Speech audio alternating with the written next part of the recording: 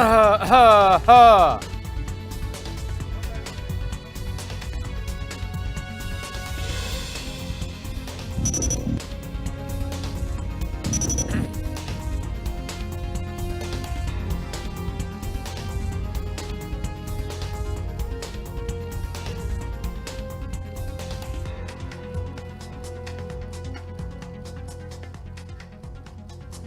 evening, I'm Robbie Alampay. The big stories tonight. The Philippine Red Cross has once again started its PhilHealth charge swab testing after the state insurer settled half of its obligations, but the PRC is warning they may halt testing again if unpaid dues are not settled as soon as possible.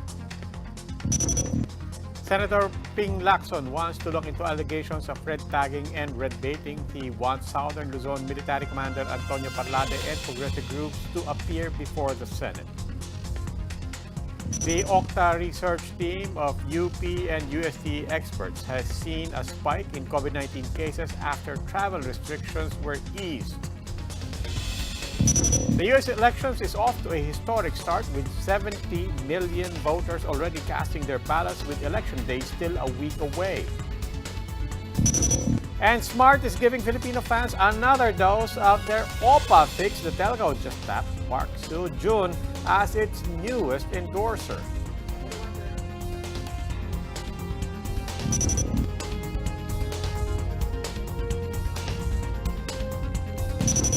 We begin tonight with the Philippine Red Cross demanding PhilHealth settle its remaining unpaid dues. They now want bills paid within 3 days to avoid another impasse. Mayan Los Baños with the big story. The Philippine Red Cross has resumed its PhilHealth-funded COVID-19 tests after the agency paid half of its overdue balance. This means those sponsored by PhilHealth, including the vulnerable sector, may now avail again of the free tests at all PRC labs. The PRC Swab Center in Mandaluyong, for one, is now preparing for the surge of individuals who would want to get tested. But PRC Chairman Senator Richard Gordon said the partial payment of 500 million pesos is not enough. Nagbayad na sila ng kalahati. May letter kami na they have to pay it right away. We're not going to wait long for that. They have to pay for it right away. That is their manifestation of good faith. In a letter, PhilHealth President Dante Geran asked for understanding over the delay in payment. Geran explained that the agency just wanted to make sure that their memorandum of agreement is followed. The official vowed to pay the remaining balance once the validation of documentary requirements is done. But Gordon explained that the PRC has already submitted the complete documentation to PhilHealth. I'm asking him to send a bill of particulars. Ano ba ang gusto niya? I cannot give him something that we don't have. And what we have are the records of all those people who tested, the names, their addresses, their telephones, their sex, everything. We have provided that. And in accordance with the contract, Geran also responded to the insinuations that the agency is reckless and is playing on people's lives. He explained that the state insurer is just exercising judiciousness to protect the people and their funds. Meanwhile, Gordon said they will be very strict in collecting money once the PhilHealth has settled its balance. The senator now wants the agency to pay them 3 days after they send the bill, or else they will halt the tests again. kung hindi kami makapag-test, mas malaking damage. Isang laboratory, hindi mo bayaran, kaya niya yan eh. Kami, ang dami-dami namin tinetest. Pag tumigil kami, malaking dagok yun, di ba? So dapat, responsibility-wise, bayaran niya agad. Gordon explained that the PhilHealth can also make the payment in advance as stated under their agreement. Bali, sir, pag gano'n nang nangyari, wala na kayong dapat singilin sa kanila kasi basically nag-a-advance sila ng pera. Revolving yun. You pay, they pay as they're tested. Okay. We cannot test without that. And that's allowed. The PRC chairman clarified that this is not the same as the controversial Interim Reimbursement Mechanism or IRM. In response, Geran said they will seek a post facto approval for this procedure as recommended by the Justice Department. The PhilHealth chief added that the agency wants to eventually renegotiate its contract with the PRC, but Gordon is not amenable to this move unless the terms needed to be negotiated upon are cleared. After the PhilHealth's partial payment, the PRC is now set to pick up around 450,000 test kits from China. Reporting for News 5, Mayan Los Baños, we are One News. The Presidential Anti-Corruption Commission, or PACC, is looking into whether Health Secretary Francisco Duque III is indeed liable in the PhilHealth mess. PACC Commissioner Greco Bellica told the chief that they have yet to determine Duque's participation in the anomalies. He said the health chief, for one, did not sign the controversial interim reimbursement mechanism fund. Nonetheless, Bellica welcomed the creation of a mega task force that will probe corruption in the entire government. Ang issue kasi doon, kung ipipin down siya doon sa negligence, ang sabi ho kasi ng batas, it has to be grave. Kung para to pin him down sa negligence. As for the Public Works Department, the PACC is now finalizing its report on alleged rampant corruption within that agency. The DPWH has been the subject of President Duterte's corruption accusations despite continuously expressing his trust for Secretary Mark Villar. Sasama na rin po namin yung aming initial report doon sa mga iniimbestigahan namin na DPWH na mayroong mga ina-allege na participation ng mga kongresista. Still on the chief, DOJ spokesperson Emeline Aglipay Villar said that while SAL-ins and lifestyle checks are important in a corruption probe, there's more to determining whether an official is indeed involved in anomalies.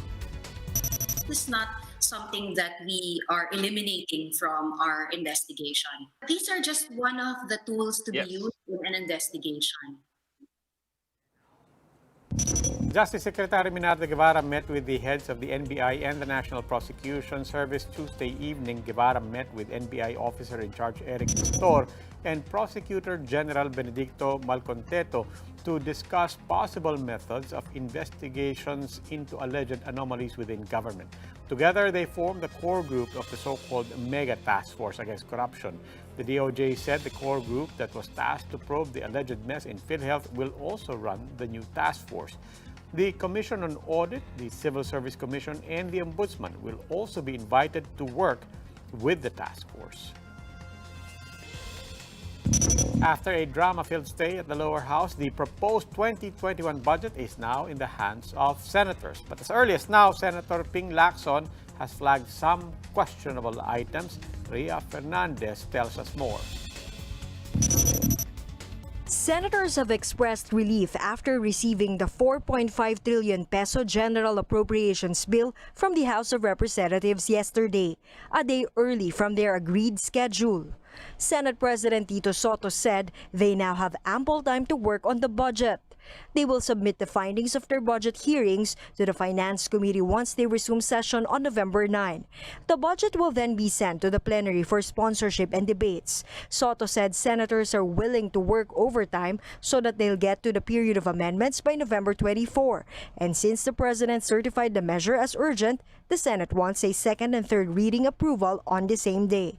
The bicameral session with the lower house is expected to be finished by December 8 in the hopes that President Duterte can sign the bill before Christmas or New Year. We're keeping our fingers crossed that barring unforeseen circumstances, we will be able to keep to this schedule. Despite the tight calendar, Soto said the spending plan will be well scrutinized to ensure no pork barrel insertions. One of the agencies that they will look into is the Public Works Department. Maraming eagle eyes dito sa amin eh. Nangunguna na si Senator Ping eh. But Senator Ping Lacson admitted it will be tedious work to spot changes made by representatives. Recall that Lacson alleged and denounced the post-passage amendments made by the lower chamber. So we will just rely on the goodwill and good faith at saka yung presumption ng sabihin natin presumption ng regularity, because as lawmakers they should know what they're doing, you know. But Lacson already has his eyes on some provisions of the spending plan, including the uniform 1 million peso allocation for multi-purpose building to some 42 districts nationwide. Lacson also wants to look into the budget department's multi-billion peso funding of congressional initiatives filed as for later release, or FLR. He said FLR may only be the executive branch's euphemism for funds that will not be released eventually. Kung at the end of the day, once it is ready for implementation, the executive department, through the Department of Budget and Management, will just simply tag by way of a circular yung lahat ng congressional initiatives. Lacson meanwhile defended the budget for the National Task Force to End Local Communist Armed Conflict. National Security Advisor Hermogenes Esperon previously denied that the huge allocation provided to the Anti-Communist Insurgency Task Force was pork barrel. But despite backing the organization's budget, Lacson wants the group's spokesperson, Lieutenant General Antonio Parlado, to go before the Senate over the red tagging allegations.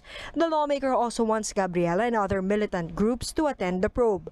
Para maliwanagan natin saan ba nag-uugat yung mga misunderstanding at saka yung conflict pagdating sa red tagging, red baiting, etc. etc. Lacson filed Senate Resolution 599, which gives the National Defense Committee oversight function on complaints of red tagging and baiting. For News 5, Ria Fernandez, We Are One News.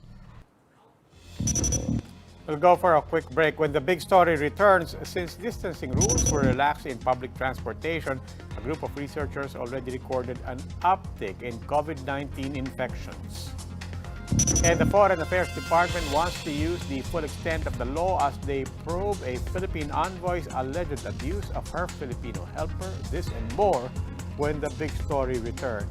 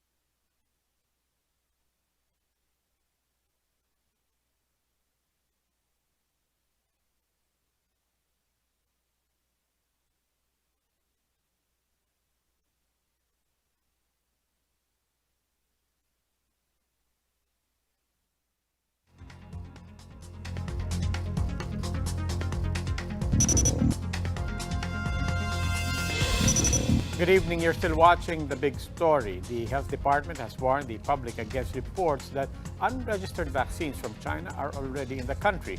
Researchers, meanwhile, are warning of a surge in COVID-19 cases as quarantine protocols were eased.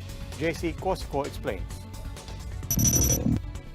The UP Octa research team says it has observed a slight increase in the number of COVID infections since last month, when authorities decided to relax distancing rules in PUVs. UP Octa fellow Professor Guido David suggests that the government as well as private companies should look into other options to curb the spread of the virus. There could be other solutions like increasing the number of buses and maybe government augmenting yung public transportation to make it happen. The Health Department shares the same view. Health Undersecretary Maria Rosario Vergere once again reminds the public to follow strict health protocols. Unti-unti nating lift ang restrictions, but with that safeguard na kailangan ang mga tao will change their behavior and comply with the minimum health standards. Meanwhile, the health official says the Food and Drug Administration is constantly monitoring reports of unregistered COVID-19 vaccines in the Philippines. She is responding to reports that a Chinese vaccine has entered the Philippines without an FDA approval. A cold storage facility for the vaccines is also being prepared. The government is eyeing to equip each region with one. As for the 5 officials ordered suspended by the Ombudsman for the alleged delay of benefits for health workers, Vergere says they are open to any probe. So we are supporting our 5 officials. These officials had been with us for decades already. Nagbigay na ho ng ganong sakripisyo, commitment, and integrity-wise, sila po ay mapagkakatiwalaan. For News 5, JC Cosico, We Are One News. The Education Department defended its recent purchase of brand new pickup trucks, saying it is part of the agency's pre-pandemic budget allocation. DepEd said 88 pickup trucks and 90 vans were initially allocated under the 2018 General Appropriations Act. The next batch under the 2019 national budget included an additional 148 pickup trucks and 93 vans. Undersecretary Alan Pascua explained that they have been using these vehicles to reach far-flung areas since late last year. Due to the pandemic, these vehicles are being used to deliver modules and to transport personnel like field engineers, as well as teachers and frontliners to various areas. The Alliance of Concerned Teachers, though, slammed DepEd for supposedly using the pandemic as an excuse for supposedly misguided priorities. Hindi namin sinasabi na hindi kailangan ng mga engineers ito. Sinasabi namin, dapat tingnan natin yung hierarchy of needs. No? And these are the other big stories today. The Foreign Affairs Department vows to exert the fullest extent of the law on recalled ambassador to Brazil, Marichu Mauro, over maltreatment allegations. But Foreign Affairs Secretary Teodoro Locsin Jr. said they will first get authority from the Office of the President to make a thorough investigation. Migrante International said they are still searching for Mauro's 51-year-old helper. They hope to assist her in filing criminal and administrative charges against her employer. The Transportation Department has delayed the start of mandatory cashless transactions in tollways from November 2 to December 1. The DOTR said this should give motorists more time to comply with the order and to avoid overcrowding in RFID application sites. Transport authorities said no further extension will be made after December 1. San Miguel Corporation is dropping future plans to build coal power plants after the government's ban on coal-powered generators. The Energy Department imposed a ban on new coal power plant projects, citing the need for more flexible power supply mix. The DOE likewise allowed full foreign ownership of geothermal plant projects in the country. This latest DOE policy greatly affects San Miguel Power's ambitions. DOE data shows that the conglomerate's subsidiaries are looking to build coal power plants with a cumulative capacity of more than 3,600 megawatts. This would account for about a fourth of all projects being explored, but which has yet to secure government approval. The Labor Department will revisit its telecommuting policy amid employee complaints over the work-from-home scheme. What makes the current setup less tolerable than actually going to office for home? Shiloh Francisco tells us in this report. Mon has been working from home as a customer service representative for 2 months now. He admits that the current setup is more stressful and overwhelming compared to when he is working at the office. Mon says he receives calls from his co-workers even when he's off the clock. Customer-related concerns, meanwhile, sometimes take 3 more hours beyond his work schedule. Mas stress in a sense na yun nga kasi wala kang kasama, mainit, yun, tsaka yun, wala kang kausap. Kaso dito, ramdam mo kasi wala kang kausap, wala kang makausap na office mate mo, or wala kang supervisor na hihingan mo ng tulong din agad-agad kasi kailangan itatransfer mo sa kanya. Liev, another work-from-home employee, says her electricity bill spiked by 1,000 pesos monthly since March. She even had to upgrade her home internet system for her work as a finance and admin officer. Malaking bagay yung 1,000 pero as a sacrifice din naman and contribution to the company like us. So yun, sinashoulder namin yung additional expense na yun. A labor group says the increased cost for gadgets and electricity, as well as burnout, are among the major complaints of employees under the work-from-home scheme. Data from the Labor Department show that some 18,000 employees are currently working on the said arrangement. But until now, the Trade Union Congress of the Philippines says there are no clear labor guidelines for the work-from-home expenses as well as burnout concerns. The group says workers have the right to clarify these issues with their employers, especially since this affects their productivity. The right to disconnect, no? Dapat sa panahon ngayon may karapatan ang mga manggagawa to disconnect with the gadget, with the employers. The DOLE explains that employers and employees should have a written agreement on who will shoulder the costs for remote work equipment. The department acknowledges that the scheme continues to take a toll on workers' mental health. Such concerns, DOLE says, is being looked into during the policy discussion of the Telecommuting Act's implementing rules. Shyla Francisco, VR1 News. We will pause for a quick break. When we return, more than 70 million Americans have already cast their ballots for their next president, paving the way for what could be their biggest turnout yet. And Smart is not yet done giving Filipinos their K-drama fix. Park Seo-joon is the mobile network's newest endorser.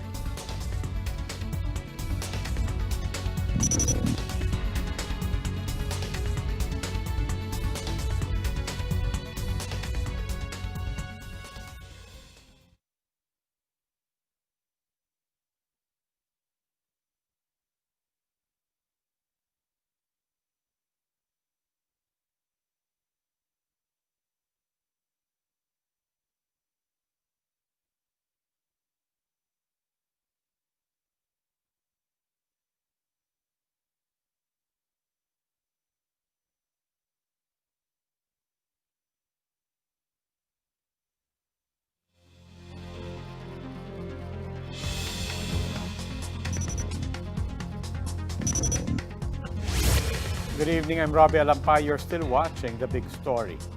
Filipinos only have until today to visit their departed loved ones for Undas.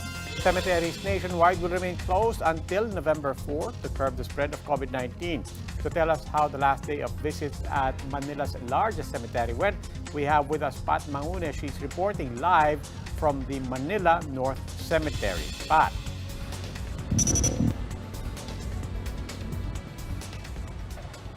Robbie, close to 5,000 visited their departed loved ones here at the Manila North Cemetery before the gates closed for All Saints and All Souls Day.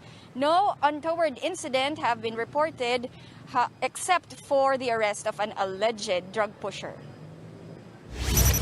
By this time of the year, Manila North Cemetery should already be brimming with visitors. But with the COVID-19 pandemic still around, foot traffic is low. Security, however, remains tight, especially with new protocols in place, like the no face mask, no face shield, no entry policy. People below 17 years old and beyond 65 years old were not allowed to enter. But despite the health crisis, rubbing alcohol and sanitizers were also prohibited. Sa cemetery po, medyo marami kaming mga puno. Yung mga falling leaves po, yung mga natutuyo, usually ini-sprayan nila ng alcohol, tapos binabato nila yung lighters, nag-aapoy. Nakakos po kasi ng panic ng tao, akala may sunog. But the last day of visits here didn't go by in peace. The Manila police arrested a man for allegedly selling drugs inside the cemetery. He claims to be an informal settler here. Yung sinasabi niya kanina na nung lockdown lang siya nagbenta, hindi po totoo yun. Actually, ito is number 7 namin on sa high value individual namin dito sa North Cemetery. Pang number 7 siya. So matagal na nag-ooperate dito. Wala po yung mga trabaho. Wala po nang lockdown. Pakunti-kunti lang po para may pangkain ng araw-araw. Other informal settlers inside the cemetery resorted to setting up small sari-sari stores despite it being prohibited. They worry about their livelihood while the memorial park is closed. Kung pwede po kami makalabas na mga taga rito po, tsaka yung mga nagtatrabaho na araw-araw po lumalabas, kung mabibigyan po sila ng halimbawa na kahit na kung papayagan sila makalabas-pasok po ng norte. The administration of the Manila North Cemetery warned informal settlers against using illegal means to enter or exit its premises amid the temporary closure. Ayaw naman namin na magpapaguran pa kami na magigibaan ng hagdan. So, ninabuti po namin na dun po ay mismo meron pong nakatambay na naka-stationary po doon ng mga kapulisan. During his inspection of the police deployment at the Manila North Cemetery, NCRPO Regional Director De Bolsina said PNP personnel will secure all cemeteries and columbaria during the closure. Pag may nagpipilit, pauwiin natin. Pag may naabutan kaming lumusot, ay huhulihin na natin. Over in Cebu, the Freeman reports that police authorities have also made rounds at both cemeteries and terminals ahead of All Saints and All Souls Day. All cemeteries in the country will be closed for a week until November 4 in compliance with government orders. That's why, despite Typhoon Quinta causing flooding in some parts of the Manila South Cemetery, visitors still troop to the Memorial Park. Since October 1st, some 70,000 people already visited Manila's South Cemetery.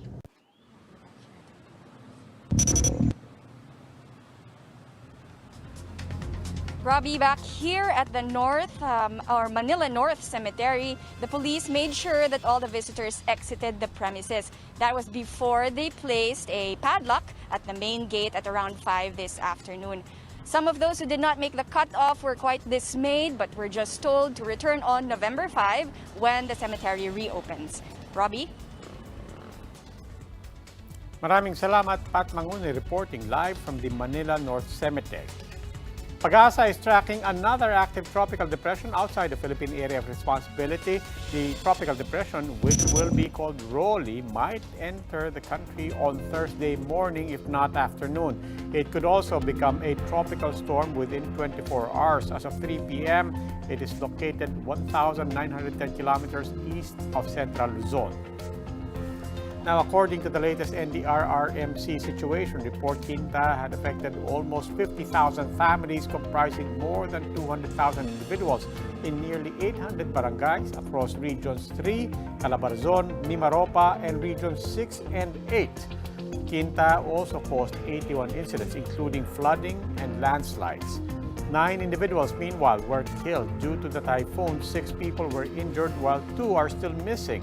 The NDRRMC also estimates more than 421 million pesos worth of agricultural and infrastructural damage in several provinces. Bantay Bata 163 scholars will have improved connectivity from now on, as SMART has donated 400 units of SMART Pro LTE pocket Wi-Fi to the foundation. The units will aid the scholars in their online classes. They will enjoy a free Giga Video 299 promo, which would give them a gigabyte of video data every day for 30 days. They will also have 4 gigabytes worth of internet data to consume.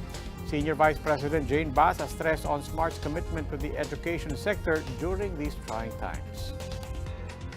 We know that we are in a unique position to help and to connect, and we try our best. We try our best to connect as many.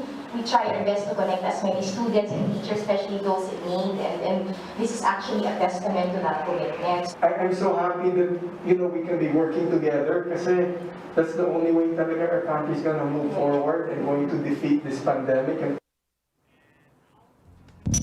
Heads up PSJ fans, KDrama star Park Seo-joon had the internet gushing as telecom giant SMART introduced him as its newest endorser. The Itaewon-class actor joins Crash Landing on New stars Hyun Bin and Sonia Jin as faces for SMART's K-Life product.